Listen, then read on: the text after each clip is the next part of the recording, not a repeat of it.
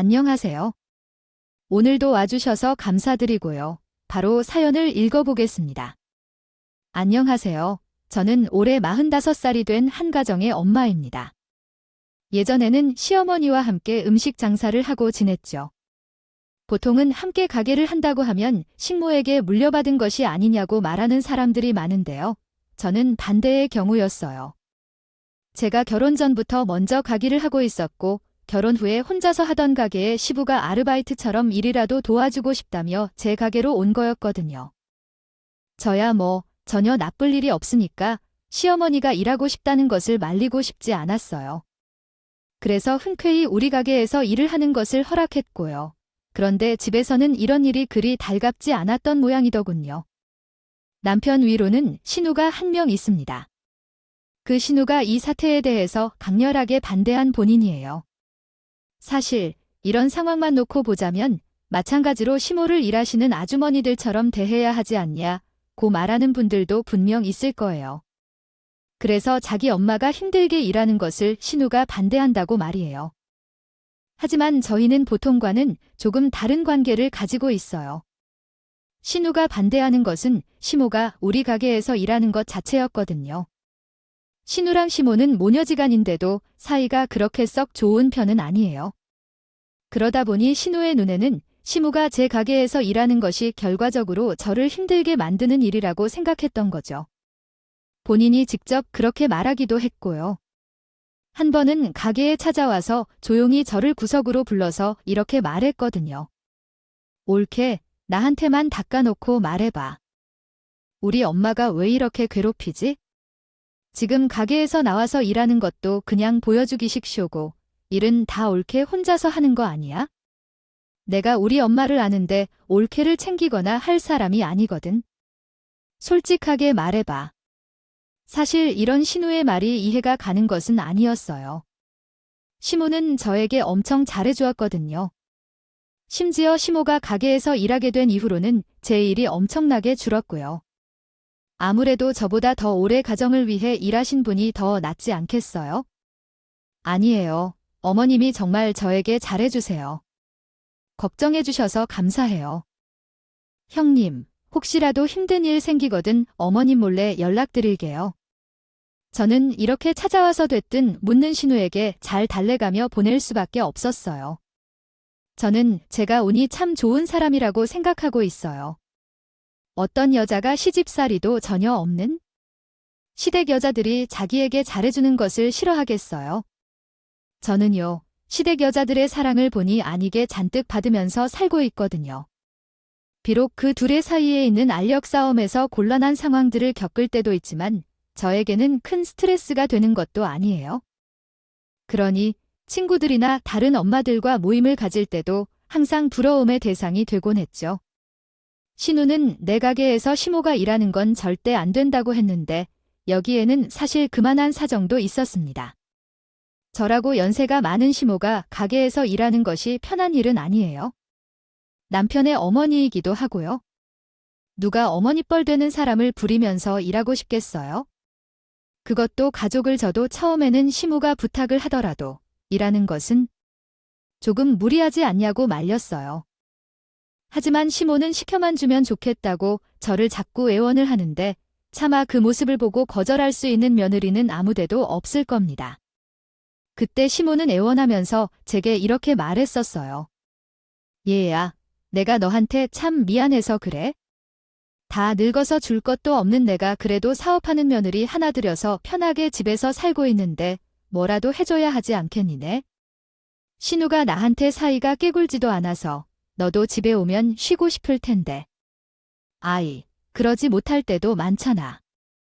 괜히 집이 어지럽혀져 있네 하면서 집안일도 하고 그 모습을 보고만 있으니 도저히 불편해서 나도 안 되겠더라. 그러니 내가 내 가게라도 도우면서 내 마음에 짐을 덜고 싶어서 그래. 제발 나도 나가서 일하게 좀 도와주렴. 시모의 말을 들으면서 나를 정말 좋아하시는구나 싶었어요. 보통은 자기 자식이 먼저라고 생각하는 사람들도 많은데 노는 신우보다 일하는 제가 더 걱정스럽다고 하니까요. 그런 시모가 제발 좀 일하게 해달라고 애원하니 더는 버틸 수 없었죠. 그렇게 시부와 함께 일을 하게 된 거예요. 처음에는 가게를 하고 집에서도 일을 하면 너무 힘들었는데 지금은 시모의 도움으로 저는 힘든 거 없이 수월하게 장사를 하고 있어요. 신우의 말과는 다르게 힘든 일들은 대부분 시모가 먼저 나서서 하려고 했어요. 처음 그런 모습을 보일 때는 제가 해도 괜찮다고 제가도 그 꿈을 얻었다고 했어요. 하지만 그런 제 말에도 괜찮다면서 굳은 일은 시모 본인이 다 하려고 했었죠. 그래서 지금은 오히려 전보다 더 편하게 일을 하고 있어요. 오히려 시모는 저에게 굉장히 고마운 존재이자 사업 파트너라고도 볼 수 있었어요. 이렇게 시모와 같이 가게를 열심히 꾸려나가던 어느 날 신우가 평상시와는 다른 분위기로 가게에 찾아와서 시무가 있는지 없는지 살펴보더니 다짜고짜 저를 잡더군요. 그리고 이내 저를 밖으로 끌고 나가더니 큰 소리를 내는 거예요. 옳게, 내 말 못 믿겠어. 우리 엄마랑 대체 언제까지 함께 일하려고 그래? 그 인간, 그렇게 좋은 사람이 아니라니까. 내가 진짜 옳게 생각해서 이런 조언도 하는 거야? 세상에, 어느 신호가 자기 엄마가 나쁘다고 말하겠어. 지금 문제의 심각성을 느끼지 않아? 진짜 우리 엄마의 얼굴을 몰라서 그래? 저 인간, 지금 얼굴에 탈을 쓰고 옳게를 속이고 있다고. 언제까지 속을 새며 당장이라도 엄마 자르는 게 좋을 걸 갑자기 찾아와서 시모가 가면을 쓰고 저를 대하고 있다며 당장이라도 잘라야 한다고 소리치는 신우의 태도에 저는 순간 당황했죠. 그렇게 미적대는 저를 보며 신우는 답답했는지 한 번 더 큰 소리를 했어요. 아니, 내가 이렇게까지 하는 거 보면 모르겠어. 옳게는 우리 엄마가 어떤 과거를 가지고 있는지 알고 있어. 아니잖아. 평생을 함께 살아온 자식인 내가 이렇게 엄마를 싫어하는데. 아, 뭔가 이상하다고 생각하잖아. 우리 엄마 과거가 정말 화려한 여자야? 정말로 옳게가 믿을 만한 사람이 아니라고. 아, 지금 그렇게 소극적이게 반응할 때가 아니라니까. 시모가 화려한 과거 이력을 가지고 있다며 다음 이야기를 하려는 순간에 마침 시모가 시장에 갔다가 돌아오셨죠. 저를 자꾸 큰 소리를 내고 있는 신호를 보더니 신부는 몹쓸 것을 봤다는 눈으로 신호를 쫓아내기 시작했어요. 내가 지금 어디라고 여기를 찾아와서 행패를 부려 여기니 옳게의 직장이다. 내 동생이 아내 직장이라는 곳으로 지금 사람이 일하는 곳에 와서 큰 소리야. 큰 소리는 당장 집으로 돌아가지 못해. 내가 저것도 배 아파서 나온 자식이라고 여기서 가게 장사 망칠 거 아니면 당장 가라. 2번 다시는 여기에 얼씬도 하지 마. 내 말 알아듣지? 아, 그럼 썩 꺼져. 시모는 신우를 도둑고양이를 내쫓듯 빨리 사라져라 야단을 치더군요. 처음으로 보는 시모의 모습에 저는 깜짝 놀랐어요. 사실 우리 신우는 일본에서 혼자 오래 살다가 한국에 들어온 지 얼마 안 되었거든요. 남편에게 누나가 있다는 것은 알고 있었지만 결혼식에서 보지 못하다가 최근에 들어와서 신우를 만나게 되었고요. 자기 동생의 결혼식에는 참석할 법도 한데 신우는 우리 결혼식에 참석도 안 했죠. 그래서 결혼 초기에는 남편과 신우의 사이가 좋지 않은가 생각도 했었어요.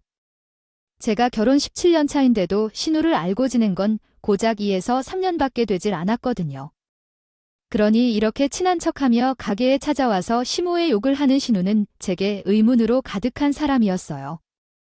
남편도 그래요. 하루는 가게를 마치고 들어온 제게 이렇게 말했거든요. 여보, 요즘 누나가 당신 가게에 자주 찾아간다며 얼마 전에 엄마가 전화 왔더라고. 누나가 당신에게 어떤 말을 하는지는 모르겠는데 저 나랑 가깝게 지내지 않았으면 해. 내 가족이라도 누나는 정말 믿을 사람은 못 되거든. 당신에게 왜 자꾸 접근하는지는 모르겠는데 당신도 가게에 누나가 찾아오더라도 모른 척하고 누나가 하는 말은 대충 흘려들어 정말 믿을 만한 사람이 안 돼. 알겠지요? 보통은 자기 가족을 믿지 말라고 하지는 않잖아요. 특별히 서로 사이가 나쁜 게 아니라면요. 귀국 후 저에게 자꾸 친한 척 다가오는 신우도 의문이지만 이런 신우를 대하는 가족들의 태도도 저에게는 의문이었어요. 결혼한 지 오래되었는데도 모르는 부분이 많은 집안인지 싶었죠. 그러던 어느 날이었습니다. 저는 평소에도 건강한 사람이 있고 평생 아픈 곳 없이 살고 있었어요. 나이도 그렇게 많은 편이 아니고요. 그런데 작년 5월부터였나 몸이 급격히 안 좋아지기 시작하더군요. 이내 살도 쭉쭉 빠지기 시작했고요. 어느 정도였냐 하면 주변 사람들이 저에게 다이어트라도 시작했냐고 물을 정도였어요.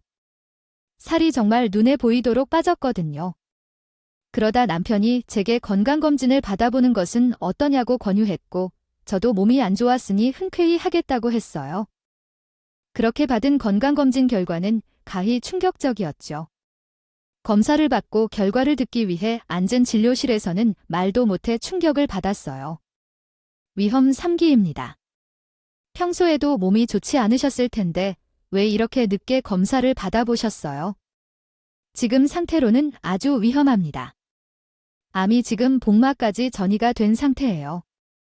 여기 보시면 이 부분이 전이가 된 부분입니다. 최대한 빠른 시일 내로 수술을 받으시는 것이 좋을 것 같습니다. 우선 보호자분도 관련 내용을 밖에서 자세히 들으시죠. 의사의 말에 너무 충격을 받아 안내를 받은 곳에서 한 말들은 전혀 기억이 나질 않았어요. 제가 암이라는 판정을 받고 나서 충격을 받은 것은 저 혼자만이 아니었죠. 남편은 물론이고 시모도 충격을 받아 쓰러졌거든요. 집 분위기가 발칵 뒤집어진 거예요. 충격에 쓰러졌던 시모가 일어나서 가장 먼저 한 일은 저를 찾는 것이었어요. 얘야, 우리 며느리 암이라고 해서 포기하지 마라. 요즘은 암도 전부 치료가 가능한 병이야. 요즘에는 뭐 국가에서 지원도 많이 해줘서 옛날만큼 돈도 많이 들어가지 않는다더라. 아이, 그리고 돈이 문제겠니? 너 이제 3기다. 암 3기면 수술만 하더라도 살 수 있는 확률이 높은 병이야. 알겠니? 절대 포기해서는 안 된다. 내가 포기하면 암도 이겨낼 수 없는 거야? 알겠지? 절대로 포기할 생각하지 마라. 나랑 내 남편이 내 곁에 항상 있다는 걸 생각해. 금쪽 같은 자식을 두고 갈 거니 엄마라면 이겨내야지. 시모는 암 진단을 받은 적에 많은 힘이 되려고 노력하셨어요. 물론 남편도요. 자식에게는 제가 암이라는 것을 섣불리 말할 수가 없었어요. 아직 이해하기 어려운 나이였으니까요. 남편 회사의 사정을 이야기하고 최대한 빠르게 제가 수술을 받기 위해서 힘을 썼죠. 암은 하루가 다르게 전이하거나 변화할 수 있었으니까요. 저 대신에 병원에 몇 번이나 우갔는지 몰라요. 제 병으로 인해 집안의 분위기는 이전과는 달리 항상 무거워졌죠. 본인이 암이라는 진단을 받고 어느 누구라도 우울하지 않을 수 없을 거예요. 만약에 초기에 발견했더라면 쉽기도 했고요. 이제까지 사는 게 바빠서 건강검진을 제대로 꼬박꼬박 받지 않은 과거가 너무 후회되는 순간이었죠. 그렇게 급하게 수술 날짜를 잡고 저는 위에 70%를 절제하는 대수술을 받을 수밖에 없었습니다. 수술 이후에 제 삶은 이전과는 전혀 다른 세상이 되었죠. 암이 수술만 하면 끝나는 병이 아니잖아요. 수술 후에는 생각보다 긴 시간을 회복을 위해 병원에 입원했어야 했고 항암 치료도 받게 되었어요. 예전과 달리 먹는 것도 자유롭지 못한 시간이 계속되었고 12회나 진행해야 했던 항암 치료는 사람을 더 병들게 만들더군요. 암 후에 경험한 사람들에게 가장 힘든 것이 뭐냐고 물으면 단연 항암 치료라고 말하는 이유를 저도 이때 깨달았어요. 항암 치료는 정말이지 견디기 힘든 것이었죠. 그것도 저는 한 달에 2번씩 항암 치료를 했어야 했거든요. 항암 치료를 받는 동안은 너무나 고통스러워서요. 정말이죠. 삶을 포기하고 싶던 순간이 엄청 많았어요. 사람이 이렇게까지 해서 살아야 하나 싶었죠. 그러나 제가 이런 우울한 감정을 표출할 때 항상 잡아주던 사람이 있습니다. 나를 다 잡아준 건 남편도 친정 식구들도 아닌 바로 시모였죠.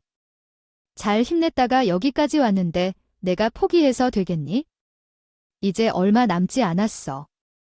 항암만 다 끝나면 너도 많이 호전될 거야. 힘을 내라. 내가 이렇게 힘이 없으면 내 옆을 지키는 내 남편은 어떡하겠니? 내 자식은 그리고 수술까지 하고 지금 항암 치료도 몇 번이나 받았는데 이제 조금만 더 가면 되는데. 아깝지도 않니?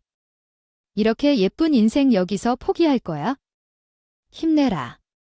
아니, 넌 할 수 있어. 시모는 항상 집에 찾아와서 회복에 좋다는 음식들을 해주고 제게 힘내라며 말했어요. 암 환자식을 어디서 찾았는지 모르겠지만 안에 좋다는 음식은 다 해주려고 했죠. 물론 시모가 이렇게까지 했던 것은 제가 며느리라는 입장에 있었던 것도 있지만 친정 식구들이 내게 도움을 줄 수 없다는 것을 알고 있었기 때문이기도 해요. 우리 친정엄마는 제가 어렸을 때 돌아가셨거든요. 게다가 친정에는 여형제들이 없고 오빠들만 있었고요. 오빠들도 저들 살기 바빠서 아픈 여동생을 돌볼 수 없다는 것 저도 잘 알고 있어요. 제가 친정 식구들에게 기댈 수 있는 상황이 아니라는 것을 시모도 모를 일 없었을 테고요. 그래서 시모가 더 나를 챙겨주었던 것 같아요. 저를 챙겨준 시모가 했던 일은 하나둘이 아니었어요. 가게 일부터 시작해서 우리 집의 집안일까지도 전부 다 신호가 해주었거든요. 항암 치료를 받은 분들은 아실 거예요. 항암 치료를 받으면서는 절대 다른 일을 못한다는 것을요. 치료를 하는 과정이 엄청나게 고통스럽기 때문에 병원에서도 웬만하면 일을 쉬고 받으라 말하기도 하고요. 제가 항상 무기력하게 집에서 쉬기만 하자 집에 찾아온 시모는 하루도 미루지 않고 집안일을 도와주셨죠. 전 그런 시모가 너무나 고마웠어요. 가족도 자기 여력이 안 된다고 챙겨주지 못하는데 제가 뭐라고 이렇게까지 해주나 싶었죠. 하루는 집에 찾아온 시모와 차를 마시며 말했어요. 어머님, 정말 고맙습니다. 저 어머님을 봐서라도 힘내겠습니다. 어머님 말씀이 맞아요. 산 사람은 살아야죠. 제가 몸이 다 나으면 어머님께 은혜 꼭 갚겠습니다. 제가 지금까지 살아있는 것도 다 어머님 덕분이에요. 감사해요. 제 진심을 다 보일 수 없어서 있는 힘을 다해서 감사를 전했던 것 같아요. 제가 이렇게 힘든데 항상 옆에 있어준 사람이니 얼마나 고맙겠어요. 내가 힘내서 다행이다. 보답을 받으려고 한 것도 아닌데. 아니, 뭘, 그렇게 은혜까지 시기나 됐다. 지금은 내 몸이어서 회복되기만을 생각해라. 내가 해주는 일은 그냥 내 남편이나 내 식구라도 다 해줄 수 있는 일이야. 그러니까 딴 생각 말고 건강하게 지낼 수 있을 때까지 힘내라. 시모는 이렇게 말하는 제 말이 부끄러운지 모른 척 계속 시모가 하는 일은 그냥 일반적인 일이라며 둘러대더군요. 그런 시모의 모습을 보며 절대로 이 사람에게는 은혜를 갚아야겠다 싶었어요. 그렇게 치료와 회복을 위해 지내던 어느 날이었어요. 하루는 시모가 저에게 영양제를 하나 가져오더군요. 얘야, 이게 위에 그렇게 좋대. 내가 주변의 친구들한테 물어보니 위암 걸려도 내가 이걸 먹고 그렇게 빨리 회복을 했단다. 그래서 내가 사정사정해서 알아보고 사왔어. 한번 먹어볼래? 시모의 친구 중에서도 암투병을 했던 분이 저와 같은 위암을 가지고 계셨거든요. 그분이 이 영양제를 먹고 그렇게 빨리 회복을 했다고 하니 술기해서 사오신 모양이에요. 아이고, 내가 쓸데없는 짓을 해서 내가 이렇게 또 내가 미련한 짓을 했어. 그게 모든 사람에게 다 맞는다고 생각하지 말았어야 했는데. 내가 미안하다. 내가 괜한 짓을 했어? 정말 아까 정말 미안하다. 다 내 잘못이야. 내 잘못. 응급실에 실려온 저를 앞에 두고 시모는 본인이 괜한 짓을 했다며 자책하기 바빴죠. 전 그냥 나와 맞지 않는 영양제를 먹어서 그렇다며 그런 식물을 달라고 했어요. 그리고 제가 쓰러졌다는 소식에 한 걸음에 다가온 남편과 함께 응급실에서 몇 가지 검사를 받았죠. 검사를 다 받고 나오자 밖에서 기다리던 남편이 재빠르게 다가와 쟤를 부축했고요. 그런데 웬일로 신우도 병원에 와 있는 거예요? 신우가 우리 부부와 함께 제 병실로 가기도 전에 큰 소리를 내며 내가 뭘 했어. 내가 왜 이렇게 될 줄 알고 있었다니까? 엄마가 이런 짓을 한 거지 라고 합니다. 응, 절대. 엄마가 한 짓이 틀림없어. 내가 이럴 줄 알았어. 그러자 다른 남편이 말하죠. 우리 엄마 믿을 만한 사람이 아니라고 했지? 아, 내가 그렇게 나온 말을 조심하라고 말했거늘. 내가 나 좋다고 그런 말을 했겠어? 이제야 정신이 좀 들어올까 하기 전까지요. 신우는 제 옆에서 계속 이 모든 사태가 시모가 꾸민 일이라며 큰 소리를 했고 남편은 그런 신우를 말리며 제발 좀 집에 가라고 쫓아내더군요. 오랜만에 본 신우가 여기까지 찾아서 경고하는 것을 보니 속으로는 진짜 친구가 일부러 나한테 영양제를 먹인 건가 의문이 생기더군요. 사람이 참 간사하지만 정황상으로는 신우의 말이 믿을만 했으니까요. 점차 시무에게 의심이 되기 시작했죠. 그렇게 남편과 시모와 함께 병실을 정리하고 전 쓰러지듯 남편의 차에 몸을 실었어요. 전 차에 타자마자 기진맥진에 잠이 들었고 시간이 얼마나 지났는지 한참 달리고 있더군요. 그런데 잠이 덜 깬 저에게 누군가 계속 부르는 소리가 들렸어요. 목소리의 주인은 남편이었는데 저는 함구현읍. 대답할 힘도 없어서 그냥 모른 척하면서 계속 잠을 청하려고 했죠. 그러자 남편은 시모에게 이렇게 말하더군요. 애들 엄마가 깊게 잠들었나 보네요. 왜 대답이 없어요? 그러고는 둘이 속닥거리기 시작했죠. 그리고 그 대화 내용은 정말 충격적이었습니다. 처음에는 남편이 시모에게 말하더군요. 엄마, 아까 내가 의사에게 들었는데 아내가 받고 있는 항암 치료가 효과가 전혀 없다는 것 같아요. 지금 치료에 진전이 없다고 하더라고요. 의사가 이런 이야기는 당사자에게 하면 혹시라도 삶의 의지를 꺾을 수 있다고. 아, 절대 하지 말라고. 원래는 아까 검사 결과도 같이 들어야 하는 건데 저만 부른 거라고 하더라고요. 어쩌죠? 남편의 말을 들은 시모는 이내 우는 것인지 오열하는 소리가 들렸어요. 그럼 어쩌냐? 아유, 어쩌면 좋아. 이 가엾은 곳으로 어떻게 하면 좋냐고 말 좀 해봐서 내가 이해. 남편이잖아. 남편이면 어떻게 해서든 애들 엄마를 살릴 생각을 해야지. 시모는 치료가 전혀 듣지 않는다는 소리에 본인도 절망한 것인지 어떻게 하냐고 남편에게 절규하더군요. 그런데 남편은 그런 식모의 소리에 제가 깰까봐 시모를 조용히 달랬어요. 애들을 맡게요. 조용히 이야기하세요. 지금 우리가 이렇게 걱정하고 운다고 해결될 상황이 아니에요. 우선 어떻게 해서든 치료 방법을 찾아봐야죠. 의사도 포기하지 말고 일단 돈이 좀 더 들더라도 지금 방법을 찾아보자고 했어요. 저도 이대로 안에 포기할 생각 없습니다. 후적이던 신부는 이내 울먹이는 목소리로 남편에게 말했어요. 그러면 빠르게 찾아봐야 해네. 누나가 지금 어쩌는지.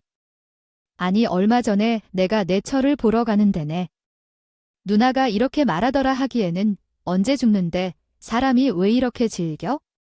병에 걸렸으면 돈을 더 쓰기 전에 죽어야 할 거 아냐 하고 말이다. 네 정말 그것은 같은 사람이라는 게 싫다. 아니 내 배로 나왔다는 게 후회스러워 듣고 있던 남편도 처음 듣는 소리였다는 뜻이 놀라더군요. 그리고 시모는 말을 이어갔어요. 내가 지금 내 저 대신에 가게 보고 있는 거 알지네. 저거 없으니까 아주니 누나가 지갑애처럼 들락거리더라네. 누나가 말한 얼른 갔으면 좋겠다는 말이 거짓말이 아니야? 얼마나 몹쓸 년인지 모른다. 이리 평생 내 처가 열심히 꾸렴 가게를 독차지하려고 하고 있어. 아, 심지어 저번에는 내가 가게 문을 닫고 깜빡 물건을 입고 나와서 다시 돌아가니 네 누나가 거기 있더라 가게 금고에서 돈을 꺼내고 있었어. 아마 내가 몰라도 매번 그렇게 돈을 빼갔던 것 같아. 그것이라면 그러고도 남을 것이지. 정말이지 아픈 사람 가게에서 뭘 챙기겠다고 시모는 화가 잔뜩 났다. 난 목소리로 남편에게 말하더군요. 신우가 내 가게를 독차지하고 싶어서 밤마다 가게의 매출을 확인하고 금고에 현금을 훔쳐가는 것 같다고 해요. 그 말을 들으니 정신이 번쩍 들더군요. 아까 찾아와서 나한테 큰 소리를 냈던 게 나를 흔들려고 했던 거구나. 나와 가족들 사이를 망쳐려고 했었구나. 그렇게 생각을 마치니 화가 나기 시작했어요. 어차피 치료도 제대로 되고 있지 않다는데 앞뒤 가릴 것 없다고 생각했죠. 저는 잠깐 동안 생각을 정리하고 바로 눈을 떴어요. 그리고 남편과 시모에게 소리쳤습니다. 자세히 지금 그 말이 사실인가요? 신우가 그래놓고 나에게 병원에서 그런 말을 했다고 전 그대로 달리는 차를 멈춰 세운 뒤 문을 열고 내렸어요. 그리고 바로 근처에서 택시를 잡아 타고는 당장 가기로 가달라고 했죠. 제가 거기서 본 모습은 아직도 잊히지 않아요. 시모의 말과 현실은 다르길 바랐는데 아니나 다를까 내 가게에서 신우가 남자 몇 명과 함께 앉아서 놀고 있더군요. 심지어 술까지 마시면서 말이에요. 자기 가게처럼 죽치고 앉아있는 모습에 머리 끝까지 화가 났어요. 갑자기 들이닥친 제 모습에 신우도 적잖이 당황했는지 허둥지둥 하더군요. 옳게 왔어. 아니 오늘 모험도 안 좋다는데 빨리 집에 들어가서 쉬지. 우리 엄마한테 가게 맡기면 어떻게 될지 모르니까 내가 가게 운영하고 있었어. 그러니까 걱정 말고. 아, 어서 들어가. 술에 취해서 비틀거리면서 하는 말이 정말 가짜지도 않더군요. 저는 그런 신우와 남자들에게 소리쳤어요. 여기 계신 분들 무던한 침입으로 경찰에 신고하기 전에 다 나가요. 내 가게에서 다 나가라고. 여기가 어디라고 함부로 들어와서 술판을 벌이고 평소 얌전했던 제가 소리치니 놀란 신우와 남자들은 제 눈치를 보며 가게를 나가더군요. 갑자기 오른 혈압과 병원에 갔던 일 때문인지 저도 잠시 비틀었지만 이내 정신을 차리고 주변을 살펴보기 시작했죠. 시모가 했던 말대로 신우가 내 가게를 차지하려고 했던 정황을 찾아 했으니까요. 저는 먼저 가게의 CCTV를 찾아보기 시작했어요. 가게에 설치되어 있던 CCTV는 누구도 손대지 못하도록 열쇠로 잠겨있는 방에 있었는데 역시나 여기에는 아무도 손대지 못했던군요. 저는 좋지 않은 몸으로 그날 밤새 CCTV를 돌려봤어요. CCTV에는 밤에 금고에 손을 대는 신우의 모습도 그대로 찍혀 있었죠. 소리까지 녹음되는 것은 아니어서요. 신우가 돈을 들고 웃으며 나가는 모습만이 녹화되어 있었어요. 그 모습을 보니 손이 부들부들 떨리더군요. 내가 이런 것에 말에 소가 흔들렸다는 것이 너무나 후회스러웠죠. 그렇게 CCTV를 확보하고 가게를 나가기 위해 문을 잠그고 있으니 옆집 가게의 사장님이 제게 인사를 하더군요. 응, 자네, 이제 몸 괜찮아. 이렇게 나와도 되는 거야? 아직 편치는 않아요. 걱정해 주셔서 감사합니다. 그냥 일상적인 인사를 주고받는데 옆집 사장님은 이상한 말을 제기하더군요. 내가 이런 말을 해서 되는지 모르겠는데 자, 내 신우라는 사람한테 가게를 맡기는 건 안 좋을 것 같네. 내가 저번에 그 사람이 남자랑 나가면서 하는 말을 들었는데 아이고, 그래서 신우라는 사람이 뭐라고 말했는지 아나? 자, 내가 곧 죽을 사람이래. 그리고 자네가 가면이 가게가 자기 것이 된다면서 아주 떵떵거리면서 옆에 있던 남자한테 소리를 치더라고. 아니, 내가 참 남 이야기 뒤로는 하는 거 안 좋아하는 사람인 거 알지? 그런데 정말 큰 소리는 듣고는 못 참겠더라고. 차는 시모한테도 말했는데 시모도 몰랐던 사실인지 몰라더라고. 자네가 이렇게 왔으니 내 말하는 걸 새 뭐라고요. 사장님, 죄송한데 혹시 그거 증명할 수 있는 자료 있을까요? 제가 꼭 필요해서요. 다행히 옆집 사장님은 신우가 하는 소리를 녹음해서 가지고 계시더라고요. 신우는 참 대단하게도 옆집 사장님에게도 제가 죽으면 여기 사장은 자기가 될 거라면서 자랑하고 다녔다고 해요. 그래서 옆집 사장님이 통화를 하는 척하며 녹음을 해두었다고 하더라고요. 신우는 참 대단한 사람이었어요. 그렇게 집으로 들어가니 시모와 남편이 밤을 새운 것 같은 모습으로 저를 기다리고 있더군요. 그렇게 가버리면 어떡하니? 몸도 안 좋은 애가 어딜 갔다 온 거야. 내 남편도 얼마나 걱정했는지 모른다. 그래, 당신 그렇게 나가버리면 어떡해? 내가 엄마랑 얼마나 걱정한 줄 알아? 조금만 늦었으면 경찰에 실종 신고하려고 했어. 그렇게 소리치는 둘의 목소리에도 지지 않고 시모에게 물었어요. 왜 신우의 행동을 여태 나한테 숨겼냐고 말이에요. 시모는 한동안 가만히 있더니 이내 한숨을 푹 쉬고 신우의 과거를 말해주더군요. 내가 네 남편한테도 못한 이야기가 있다. 바로 너 남편 누나 이야기지? 옛날에는 정말이에요. 신유에게 꼼짝도 못하고 살았다. 내가 애가 어찌 그리 되바라진지.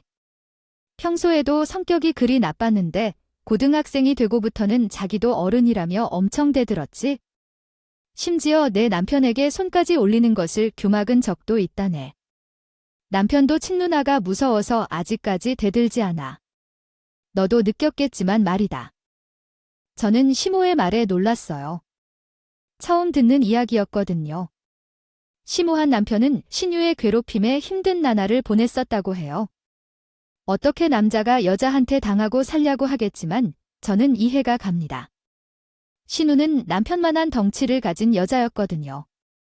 제가 이렇게 생각하고 있으니 시모는 말을 이어가더군요. 그래서 내가 내 신우를 먼 곳으로 보내려고 무척이나 노력했어. 그래서 신우가 20살이 되자마자 일부러 찾아 외국으로 시집을 보냈지. 주변에서 돈 많은 일본 남자가 한국인 여자를 찾는다는 말을 들었거든. 얘기를 듣고는 내 자식이구나 하고 버리고 얼른 보내야겠다 생각해서 성인이 되자마자 보냈지.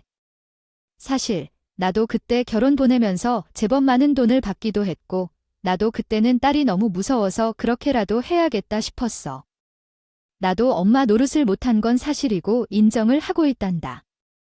근데 그 돈으로는 이전엔 이신우에게 돈을 빼앗겨서 힘든 생활비에 보탰었지. 그런데 그 남자가 죽고 말았네.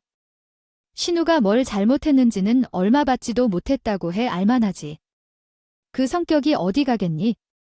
밖으로 나도 부인이 뭐가 좋다고 유산을 안 꼈겠어. 그리고 다시 한국에 와서 우리한테 오더구나. 제 남편이 죽었으니 이제 친정에서 보내야겠다고 말이야. 신우는 이전에도 가진 재산이 없는 상태로 가기에 도저히 일본에서는 생활할 수 없었다고 했어요. 그렇게 한국으로 들어온 신우는 식물을 경멸의 대상으로 삼았고요. 그래도 자식이라고 미안하더구나. 네, 신우는 아무런 사회생활도 못하고 결혼을 해서 사회적으로 단절된 것도 다 내 탓이라는 생각에네. 신우가 무슨 잘못을 해도 넘어갈 수밖에 없었어. 과거에 내가 잘못한 일도 있으니 그냥 내 신우의 말을 따랐다고 생각해도 된다네. 신우의 입장에서 내가 죄인이나 다름없으면 분명하니까 시모는 아무것도 모르는 어린 자식을 멋대로 해외로 보낸 것이 후회되었다고 했어요. 그래서 신우의 말이라면 무조건 복종할 수밖에 없었다고 본인은 신우에게 죄인이라면서 말이에요. 신우에게 마음의 짐이 있으니 신우가 하라는 대로 할 수밖에 없던 거죠. 시모의 마음은 이해가 가지만 도통 이해가 가지 않는 상황이 있었어요. 바로 제 가게를 차지하려 했던 신우를 말리지 못했던 남편과 시모의 행동이에요. 신우는 이런 시모의 마음을 알고 그 마음을 볼모로 잡아 내가 걔를 찾아오려 했고 시모는 이런 신우에게 만행을 알면서도 눈을 감고 있었던 거니까요. 평소에 신우에게 큰 소리를 냈던 것도 사실은 신우가 더 큰 잘못을 할까 싶어 미리 막았던 거고요. 이때 저는 생각했어요. 지금까지 내게 잘해줬던 모든 것은 계산적인 행동이었구나. 시모는 내게 미안하니까 그런 방법으로 나를 도와주는 척했던 거구나 하고 말이죠. 저는 너무 큰 배신감을 느꼈어요. 어머님, 그래서 제게 그렇게 잘해준 건가요? 어머님은 자기 자식이 하는 잘못을 알고 있으면서도 제게 한마디도 하지 않으셨죠. 그게 미안해서 제게 그렇게 잘해줬던 거군요. 그런 사람을 제가 은인이라고 은혜를 갚겠다고 생각했고요. 참으로 우스웠겠어요. 옆에서 조금만 챙겨줬을 뿐인데 은혜를 갚겠다며 고맙다고 말하는 제가요? 저는 정말로 어머님에게 은혜를 갚아야겠다고 생각했어요. 병이 나면이 감사한 마음을 어떻게 해서라도 풀겠다고. 근데 제가 잘못 생각했네요. 시모는 제 말에도 아무런 말도 못하고 있었죠. 그리고 당신도 똑같은 사람이야. 당신은 자기 가족만 가족이지 나랑 자식은 눈에 보이지도 않나 봐. 내가 저 세상으로 떠나면 내 재산이 당신 거니까 그런 거야. 그러니까 누나가 그 가게에서 음식을 먹겠다고 하자 나서도 말리지 못하고 그렇게 있었어요. 정말 배신감이 들어 아주 지긋지긋해요. 남편은 자기에게 소리치는 나에게 한마디로도 말도 못했어요. 당연하다고 생각합니다. 자신이 가족이 저지른 잘못을 막지 못했으니까요. 심지어 이제 시댁이 아닌 한 가정의 아버지라는 사람이 한 가정의 남편이라는 사람이요. 더 이상 입씨름은 낭비라는 생각에 저는 그대로 조용히 방으로 들어가 짐을 챙겼어요. 그리고 두 사람에게 말했어요. 이제 그만해요. 저는 더 이상 시댁에 함께 가지 못하겠네요. 조만간 가게를 정리하고 알아서 떠날 거예요. 아이들은 어머님을 어떻게든 키워주세요. 저는 제 몸 하나 건사하기도 힘드니까요. 전 제가 했던 말처럼 지금은 가게를 정리하고 혼자 시골로 내려와서 요양을 하고 있어요. 항암 치료도 더 이상 듣지 않는다는 소리를 들었으니 필요 있겠나 싶기도 하고요. 그래도 남편과는 일주일에 한 번 정도는 만나고 있어요. 시댁식과 남편. 그러나 그 중간에 낀 내 자식들은 잘못이 없었으니까요. 시모는 제게 미안한지 남편을 통해 몸에 좋다는 것들을 계속 보내오고 있어요. 또 하루에 아침 저녁으로 미안하다는 장문의 사과 문자를 써서 보내오기도 하고요. 하지만 아직까지는 용서할 마음이 전혀 들지 않고 있죠. 하지만 이 와중에도 대단한 사람이 한 명 있습니다. 바로 신우이예요. 신우는 자신이 했던 증거가 제게 그대로 있고 이를 보여줬는데도 그게 뭐가 어때서 난리야 라는 식의 말로 눈 하나도 깜짝하지 않고 있더군요. 시모는 그런 신우에게 말도 못하고 중간에서 아직도 안절부절 못하고 있어요.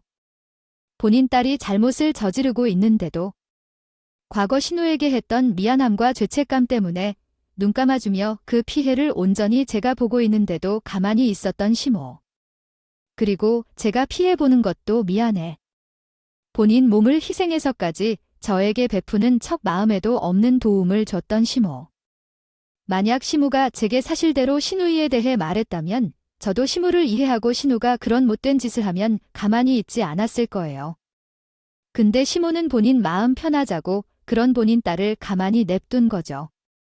시모는 열심히 사는 저보다 죄를 짓고 있는 자식이 먼저였던가 봐요. 저도 그런 가족의 모습을 더 이상은 보기 싫어서 신우와 시모는 전혀 만나고 있지 않아요. 신우 또한 나한테 잘해줬던 것은 지금까지 척이었으니까요. 아이들은 시모에게 맡겨두고 온 것은 못내 아쉬운 마음이 들지만 나는 내 건강을 먼저 챙겨야겠다고 생각했어요. 그래야 나중에 아이들도 제가 돌볼 수 있을 테니까요. 수술은 성공적이었지만 미래에는 어떤 조짐이 보일지 모르니까요. 그냥 내 마음이 편하게 건강을 챙겨보자는 생각에 시골로 내려온 거기에요. 또한 하고요 지금은 시골에서 작은 텃밭을 일구며 키우고 싶었던 강아지와 함께 전원 생활을 즐기고 있어요. 제가 아프다는 것을 주변 이웃들도 알고 있어서 흔히 말하는 농촌 따돌림이나 괴롭힘은 없고요. 오히려 다들 친절하고 자신들이 직접 키웠다며 여러 작물들을 가져와서 주기도 하세요. 비록 건강은 완전히 되찾을 수 없겠지만 최대한 회복하기 위해 노력하며 지내려고 하고 있어요. 스트레스도 받지 말자는 생각이고요. 가게를 판 돈과 지금까지 모아온 돈들로 소소하게 생활은 가능하니까요. 그래도 최소한의 건강 관리를 위해서 돈을 또 다 쓰면 안 되니 밭일을 알바를 나가고 있어요. 미래는 어떻게 될지 모르겠으나 최대한 마음을 편히 먹으려고 합니다. 큰일로 스트레스를 많이 받아서 건강을 잃었다 생각하면서요. 나중에는 다시 항암 치료도 받아보려고 하고 있어요. 이전에는 몸도 마음도 힘든 상태에서 받았으니 편한 상태로 다시 받아보면 진전이 있지 않을까 싶기도 해서요. 저와 비슷한 사람들도 분명 있겠죠. 저와 비슷한 사연을 가지신 분들도 있을 것이라 생각합니다. 병을 가진 사람이라면 미래를 포기하지 말고 힘을 내셨으면 하고요. 지루하지만 제 긴 이야기를 들어주신 분들에게 감사합니다. 항상 건강하고 편안한 생활을 이어가시길 바라요. 오늘도 끝까지 함께 해주셔서 감사하고요. 다음 영상으로 또 찾아뵙겠습니다.